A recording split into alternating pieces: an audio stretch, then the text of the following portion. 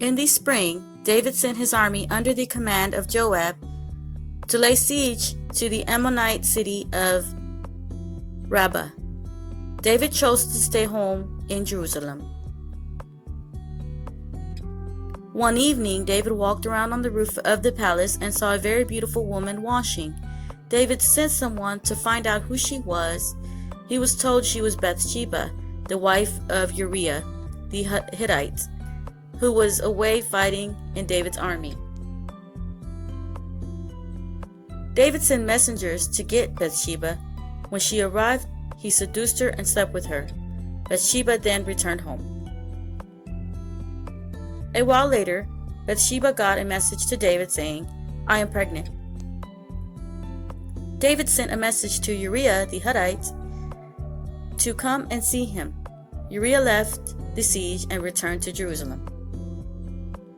David asked Uriah how the siege was going and sent him to spend the night at home with his wife. He was hoping Uriah would sleep with Bathsheba and later think the child was his.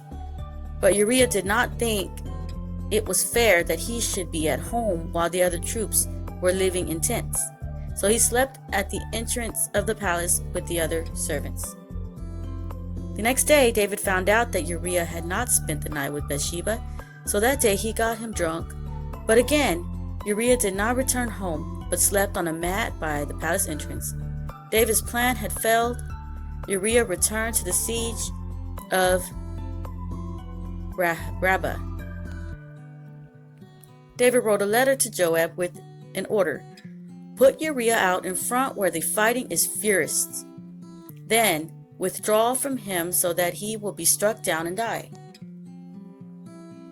Joab obeyed the order. He put Uriah at a place where he knew the strongest defenders of the city would be. Several of Joab's soldiers were killed. One of them was Uriah, who was shot with arrows. When Bathsheba heard that her husband was dead, she mourned for him. After the time of mourning was over, David brought her to his house, and she became his wife and bore him a son. But David's action had greatly displeased the Lord. The Lord sent the prophet Nathan to David. Nathan told David the following story.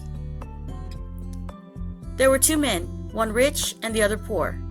The rich man had a very large number of sheep and cattle, but the poor man had nothing except one little ewe.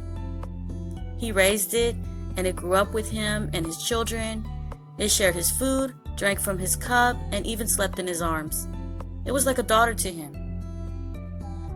Now a traveler came to the rich man, but instead of taking one of his own sheep to prepare a meal for the traveler, he stole the ewe lamb that belonged to the poor man.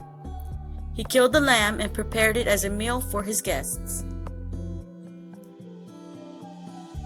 David was furious. "As surely as the Lord lives, the man who did this must die," he told Nathan. "He must pay for that lamb 4 times over, because he did such a bad thing and had no pity."